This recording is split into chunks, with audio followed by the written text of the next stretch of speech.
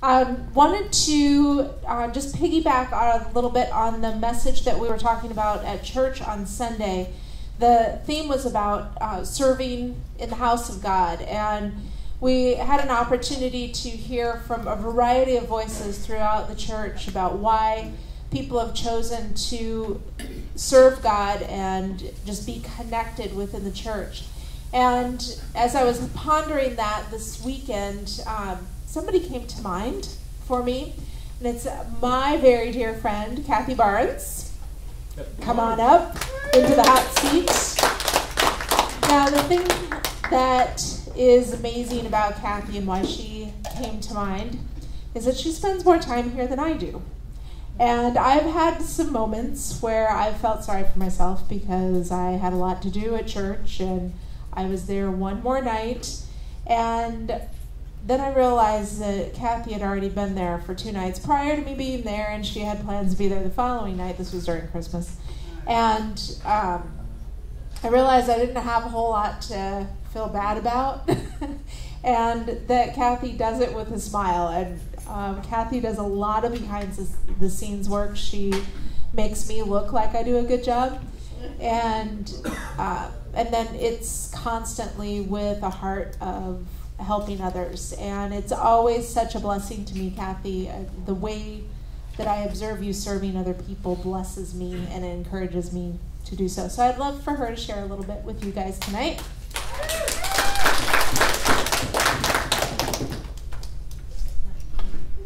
Trying out my new toy, and this could get a little complicated here, especially since it just turned around on me. I clearly need some help on this already. Okay, we'll get it. All right, Larry. This isn't working the way I had hoped. All right, we're good. Okay, so Kathy, first of all, I'd love for you to just fill us in a little bit on how you came to even know City of Grace. I came actually from Tulsa, Pastor Terry and Judith's church there. So I've been there since '89. And then they came out here, and I joined them shortly after they started the church. So I've been here since 2000. And so what was it for you? Clearly you were already part of that church body there to even come out with them. What was it that really prompted you to begin to serve at church and just commit your talents to what God's doing there? Well, I always love to serve. That's, my gifting. But just being able to help people be part of something bigger than you're at, because just by myself, I can't do much to, affect a larger amount of people, but like helping with the AV or helping with Compass, things like that, I can, you have a part in that. It's not just the person up front doing the preaching or whatnot. It's you, everyone that helps and serves in that any capacity has a part in the greater what God's doing. So if I were brand new to Compass and maybe even to City of Grace, what are some ways that I can get connected? I don't even know where to serve. What would you suggest? What I'd suggest is to find out, what things you like to do. If you like to hang out with kids, they can always use help with the children's. If you like to greet people, they always need greeters, even out in the kids area. Just if you know someone around that could kind of introduce you to, whoever's working in that area. But just be bold, just get in there, and you can make a lot of good friends serving with other people. I totally agree.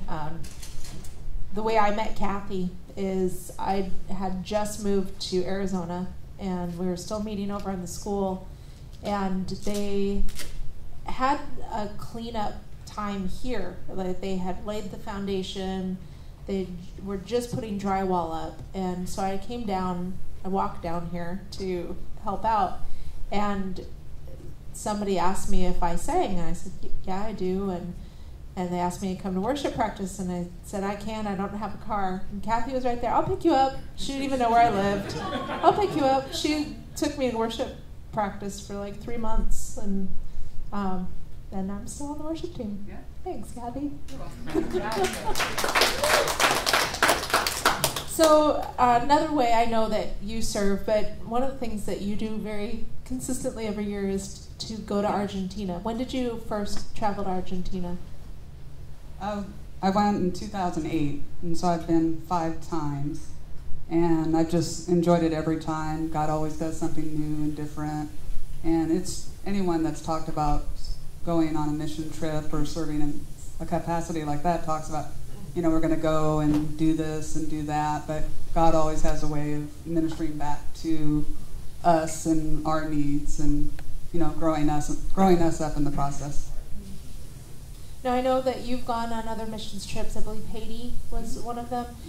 And the Philippines, okay. So what is it about Argentina that just draws you back time and time again? I was going to say the food, but no. It's the people. God really works through the people. They just are so loving. And, I can be a loving person, but sometimes I just get so focused that, I might walk past you and not say hi, but nothing intentional. But they're just like, they never met a person that wasn't their best friend. Is there, can you share with us a story that just stands out to you this year that was maybe different from previous trips? Personally, God had given me a prophecy back in '95, and part of that was that I would have a gift of healing, whatever, however that means. There was our last Sunday there, we had church service. They broke up into praying for each other. So everyone was praying for everyone around the church. A lady came up, and I don't know much Spanish. She's praying in Spanish, and I'm praying for her. Afterwards, before we dispersed, she came up with an interpreter and wanted to, tell me what God had shown her. And God had shown her that I had a gift of healing. And the lady that was interpreting, after she had gone off, the lady interpreting saying she's one of the prophets of the house. So that was pretty cool. I love how we think that we're going to go do some good somewhere, and God does a lot of good in us. So I trust you're getting ready to go back next year. Of course. Tell me how you're preparing for the next trip. I am selling candy rings. I've got a model here. You're not fired, Daniel. Not yet. Not yet, at least. So I make these for the Christmas season, and I sell them for $30. They're about 2.5 to 3 pounds of candy, but you can give them as gifts to people. And I've already got 19 orders, but I want to be able to sell more. So how many of those do you need to sell to cover your trip? Probably like 80 or 90. I usually do that every year. I get most of the money, minus the cost of buying the candy. What are some other ways that you prepare, either to pay for it or to just get ready to go on the trip? I'll send out letters to people, just because you never know who is going to give. Pastor Bobby shared this before, but people, and the same with me, they have money, they'll give, and you never hear from them. And then someone else that might not have much gives you $50 or something like that. The first year I went to Argentina, I had sent out letters to different people I knew, and I was holding a Bible study just before Compass started. And one of the ladies in my Bible study gave it to her boss, who was a lawyer. And she came to the next class, gave me an envelope. This is from my boss for your trip. I'm, oh, great. And so after we were done with it, I opened it up, and it was for $1,900. And he doesn't know me from Adam, and this was January, so it's not, tax time kind of thing, motivation. But yeah, but it's not who they, who but who do they know? So that's, for me, it's an important thing is just give it out to people. If people like, whatever, then that's okay. God can, if you're supposed to go somewhere, God will supply it. You just have to be in faith. And I know Jen has a cool story. I wanted her to touch a little bit about the Africa trip. Kathy and I were talking about this before, and a question that she gets often is, how do you pay for it? And then the immediate response to that is, I could never do that. And we can attest that yes, you can. When God has laid that on your heart, He's the one who makes the provision for it. And it's that way in everything in life, not just missions trips. If there's something that He's impressed upon your heart and you take the steps of faith for it, He's going to provide for that. And I too, it was very daunting. I knew that I needed to say yes to going to Africa, and I had no idea how I was going to pay for it, no idea how I was going to get off of work for it. And by faith, I knew enough to write a letter and send it out. And I had the same thing. People I know, who I know even have money, had promised money. I was like, that's cool, and I just kept sending some more out. And those people didn't send me money, but it was the people from, I was on a missions trip with 10 years ago, I haven't talked to for 10 years, sent me a nice chunk of cash. And some people that I know from a Bible study, whom I know don't even have that much money, had contributed large amounts. And for my trip in particular, it's one of the higher priced trips here at church, and so I needed it for me, for my nephew, and then I needed an additional amount to be able to go to Uganda. And for my nephew, there were 11 people that contributed, and his entire trip was paid for, which was a huge ministry to my sister, who had told me the only way he could go is I found the way to get him the money. And then it was only a month later, and I had raised all the money for my trip. And then I found out after that my vacation had reset. And when all was said and done, I only had 10 hours that I had to take unpaid out of a 3-week trip.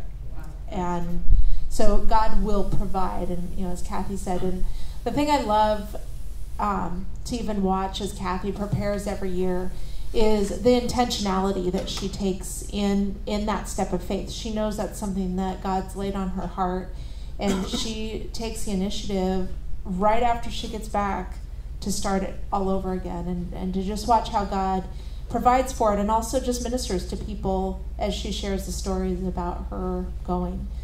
So it's just a great way to share your faith, share your stories, and get people connected and inspired to join you. One last question, Kathy. What advice would you give to people who are thinking about missions trips, and maybe they really, they can't get the full time off of work, or not quite sure what to do? How can they serve? On a mission trip, or? Either or. Pray. That's the main thing, pray. And you never know, like Jen said, she was able to get everything but 10 hours. Those, if that's the case where you can't get paid, you paid time off, then pray that God will bring you extra finances, to cover while you're gone. And ask. If you don't ask, you don't get, you don't ask if you don't ask. So just ask whoever, and just trusting that God will be able to provide for you. As long as you know that you're supposed to go, then you just have to step forward and trust that God will provide for you. Well, thank you so much, Kathy, for sharing a little bit of your heart with us. Always, always, always appreciate everything that you do here at Compass. Thank you. That deserves a huge round of applause for all of the background stuff that you guys don't see every week that Kathy's doing.